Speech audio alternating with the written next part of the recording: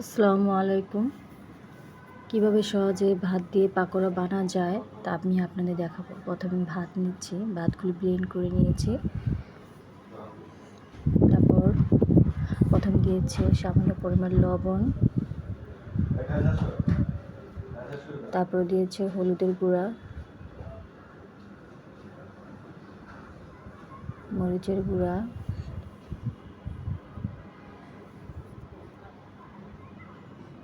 পেঁয়াজ কুচি, রসুন কুচি, কাঁচামরিচ,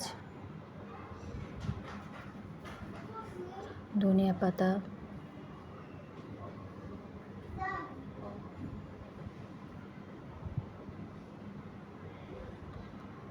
আদা রসুন বাটা,